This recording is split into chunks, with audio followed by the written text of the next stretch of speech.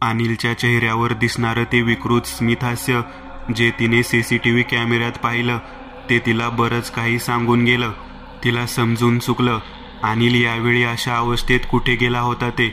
पण रात्रीचे 3:30 वाजलेले असताना त्या जागी जाण्याचं धाडस करू शकणार नव्हती, कारण एकतर तिची हिंमत नव्हती आणि दुसरं म्हणजे ती सध्या 2 जीवांची होती. तिला काही झालं तर त्याचा थेट परिणाम तिच्या होणाऱ्या बाळावरती होणार होता. पण अनिलची वाटणारी काळजी, त्यामुळे आलेले टेन्शन आणि त्या सगळ्यात तिचं वाढलेलं ब्लड प्रेशर हे काही लपून राहिलं नाही. तिचे हातपाय लटलट कापू लागले. बोलता बोलता ती अडखळू लागली. आता काय करू मी, असं काहीसं बोलत ती बाजूला असलेल्या सोफ्यावर येऊन बसली. ताई, तुम्ही ठीक आहात का? काय झालं अचानक? त्या रिसेप्शन काउंटरवर असलेल्या मुलाने विचारलं. कसं सांगू आता, मला तर काही कळत नाहीये. अहो, ते गेले तिकडे, आता ते त्यांना सोडणार नाहीत. त्यांना काहीतरी होईल हो, वाचवलं पाहिजे त्यांना, असं बडबडत ती घामाघूम झाली. ताई, तुम्ही शांत व्हा, मला नीट सांगा नक्की काय प्रकार आहे हा, आणि तुमचे मिस्टर असे मध्यरात्री तुम्हाला एकटा सोडून अचानक गेले तरी कुठं? त्या मुलाने विचारलं. अहो, इथेच साकेत विहार सोसायटीमध्ये आम्ही 2-3 दिवसांपूर्वी राहायला आलो होतो. त्या फ्लॅटमध्ये काहीतरी विचित्र प्रकार होता, काहीतरी अमानवीय होतं तिथे. 2 दिवसात आम्हाला असे विचित्र अनुभव आले की आम्ही तो फ्लॅट सोडायचा निर्णय घेतला. जयंतकडून आम्ही फ्लॅट भाड्याने घेतला होता, त्याचा काही संपर्क झाला नाही, पण तरी आम्ही तिथे राहू शकत नव्हतो. म्हणून आम्ही आज या लॉजमध्ये एक रूम घेऊन 1-2 दिवस बाहेरच राहायचं ठरवलं. दुसरीकडे फ्लॅटची व्यवस्था झाली की आम्ही लॉजची रूम सोडून जुन्या फ्लॅटवरून आमचं सामान शिफ्ट करणार होतो. सगळं काही व्यवस्थित सुरू असताना अचानक हे निघून गेले. मला पक्की खात्री आहे की ते त्याच फ्लॅटमध्ये गेले आहेत. दादा, प्लीज माझी मदत करा, अलका त्या मुलाला म्हणाली. ताई, मला एक सांगा, तुमचे कोणी नातेवाईक वगैरे आहेत का ज्यांना आपण आता बोलू शकतो? त्या मुलाने अलकाला विचारलं. माझा एक सख्खा मोठा भाऊ आहे, पण तो आता इथे नाहीये. तो रत्नागिरीला गेलेला आहे आणि तिथे सुद्धा तो कुठे गेला हे नक्की मला माहिती नाही. तो सोडला तर बाकी आमचं कोणीही नाही. मिस्टरांचे आई वडील 2 वर्षांपूर्वी वारले, अलका म्हणाली. एक काम करू आपण, तुमच्या मोठ्या भावाला एकदा फोन करू. त्यांना जर त्वरित तिथे येणे शक्य झालं तर बघू, पण रत्नागिरीवरून 6 ते 7 तास तरी यायला लागतील, त्यामुळे तसं ते अवघडच आहे. पण त्यांच्या कानावर ही गोष्ट एकदा घालावी लागेल, तो मुलगा म्हणाला. मालकाने पटकन विश्वासचा नंबर मोबाईलमध्ये शोधला आणि त्याचा नंबर डायल केला, पण त्याचा फोन लागतच नव्हता. त्याचा नंबर आउट ऑफ रीच येत होता. कदाचित तो रत्नागिरीतील कुठल्या तरी दुर्गम अशा गावी असेल हे तिला कळलं. नाही, माझ्या भावाचा फोन लागत नाही आहे. आपण एक काम केलं तर, पोलिसांना कळवलं तर? तसं नाही करता येणार. एखाद्या व्यक्तीला बेपत्ता होऊन जवळ 24 तास होत नाहीत तोवर पोलीस देखील कोणती कंप्लेंट घेत नाहीत, तो मुलगा म्हणाला. अहो, पण मग आता काय करायचं? मी एकटी त्या जागी नाही जाऊ शकत, अलका म्हणाली. ताई, तुम्ही शांत व्हा, एक काम करू, मी येतो तुमच्यासोबत. तिथे जर काही वाटलं तर आपण लगेच पोलिसांना कॉल करू, पण आधी आपण सगळ्या परिस्थितीचा अंदाज घेऊ. बरं, चालेल. तुमचं नाव काय? मी तुषार, इथेच बाजूच्या वस्तीत राहतो. ती लिफ्टने वर रूममध्ये आली. तिने पटकन कपडे बदलले. थोडे पैसे आणि मोबाईल घेऊन ती घाईघाईत खाली आली. तुषारनेही त्याच्या हाताखालच्या एका माणसाला काउंटर सांभाळायला सांगितलं. तुषारने बाईक काढली. अलका मागे बसली. सावकाशपणे तो बाईक चालवत आता बदलापूरच्या सुनसान रस्त्याने साकेत विहार सोसायटीच्या दिशेने निघाला. रस्त्यात दूरपर्यंत नजर टाकूनही अनिलचं नामोनिशान दिसलेलं नव्हतं. अलका अजूनही मागे बसून विश्वासला कॉल करत होती, पण अजूनही त्याचा फोन लागलेला नव्हता. तिचं मन एका विचित्र अशा भीतीने ग्रासलेलं होतं. पुढे आता काय वाढून ठेवलं आहे या विचाराने जीवाची घालमेल झालेली. सोसायटीची ती इमारत आता समोर दिसू लागली.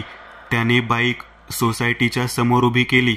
अलका खाली उतरली आणि तिने वर फ्लॅटच्या खिडकीकडे नजर टाकली.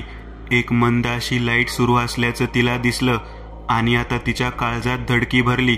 तुषार भाऊ, ते आहे तिथंच, ते बघा, मंद लाईट जाणवत आहे त्या खिडकीजवळ, अलका तुषारला म्हणाली. तुषारने वर नजर टाकली आणि तोही आता जरा सावध झाला. ताई चला आपण बघू काय झालंय नक्की, तुषार म्हणाला. आता ते दोघेही गेटमधून आत आले. गेटवर कोणीही वॉचमन नव्हता. ते आता आत आले. लिफ्ट जवळ येत त्यांनी लिफ्टमध्ये प्रवेश केला. तिचे श्वास वेगाने धावत होते. नक्की काय घडलं असेल, अनिल ठीक असेल ना, या विचारांचं काहूर मनात माजलं होतं. लिफ्ट त्यांच्या फ्लॅटच्या मजल्याजवळ येऊन थांबली. तुषारने लिफ्टचं दार उघडलं आणि तुषार दोघे लिफ्टमधून बाहेर आले. फ्लॅटचं दार बंद दिसत होतं. दाराला लावलेलं कुलूप दाराच्या कडीमध्ये अडकवलेलं दिसत होतं. म्हणजे नक्कीच अनिल इथे आलेला, कारण फ्लॅटची चावी त्याच्याच कडे होती. तुषार आणि अलका फ्लॅटच्या दाराशी आले. तुषारने दाराला कान लावत आतल्या परिस्थितीचा कानोसा घेतला. आतून कोणाच्या तरी बोलण्याचे, हसण्याचे आवाज ऐकू येत होते. अरे पण हे झालं कसं, तू काही केलं कसं नाहीस, आतून अनिलचा आवाज येत होता. जणू तो कोणाशी तरी बोलत होता. अलका कुठेस तू? अगं बेडरूम मध्ये होतीस आता, आणि आताच्या आता कुठे गेलीस? तुझ्या बाबतीत पण असंच घडलं होतं का? अनिल पुन्हा बोलला. अलका अगं असं काय करतेस, ये ना समोर. अनिल पुन्हा बोलला. अलकाला ते आवाज ऐकून आता आपसूक रडू फुटलं. तुषारच्या काळजात धडकी भरली होती. त्याने दार हलकसं ढकलत आत बघितलं. किचनमधला मंद लाईट सुरू होता. अनिल बेडरूम मध्ये होता. अरे पण हे कसं शक्य आहे, ती आता तरी इथे होती, मग गेली कुठं? अनिलचा आवाज पुन्हा ऐकू आला. ताई तुम्ही आत येऊ नका, मी आत जाऊन बघतो, तुषार अलकाला म्हणाला. अलकाने थरथरत मान हलवत त्याला होकार दिला. तो आता दार बाजूला सरकवत आत आला. हॉलमधून तो चालत चालत आता बेडरूमच्या दिशेला आला. पण 4 पावलं आत आल्यावरच त्याला त्या जागेत काहीतरी विचित्र असा प्रकार आता जाणवायला लागला होता. हॉलमध्ये पूर्ण अंधार होता आणि त्या अंधारातून तो जेव्हा आतल्या बाजूला चालत होता तेव्हा 4थ्या पावलानंतरच त्याला असं जाणवलं होतं की त्याच्या मागून कोणीतरी पावलं टाकत येत आहे. त्याने मागे वळून बघितलं, पण मागे कोणीच नव्हतं. फार वाईट झालं तुझ्या बाबतीत, पण माझ्या बाबतीत असं काही होणार नाही ना, अनिल पुन्हा बोलत होता. तुषार आता बेडरूम आणि हॉलमधल्या पॅसेजमध्ये आला आणि त्याने आत नजर टाकली. बेड शेजारी जमिनीवर मांडी घालून बसलेला अनिल त्याला दिसत होता. अनिल खोलीच्या दुसऱ्या बाजूला बघत होता आणि त्याच्या अंगावर कोणाची तरी सावली पडलेली होती. म्हणजे खोलीत आणखीही कोणीतरी होतं हे आता नक्की झालेलं. पण हा दुसरा व्यक्ती एक शब्दही बोलत नव्हता. तुषारच्या अंगावर आता भीतीने काटा आला होता. तो आता एक पाऊल टाकत त्या पॅसेजमधून अलगदपणे चालत बेडरूमकडे चालत येऊ लागला.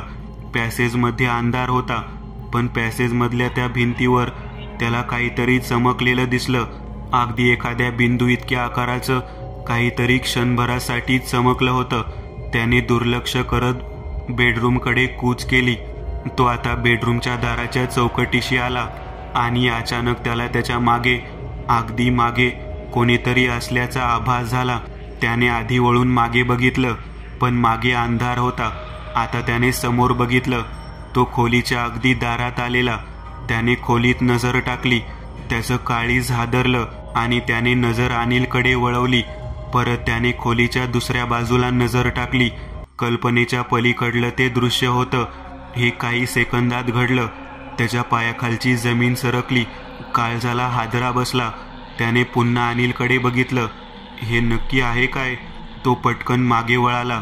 पॅसेज पार करून तो आता हॉलमध्ये आला आणि तितक्यात अंधारात तो कोणाला तरी येऊन धडकला.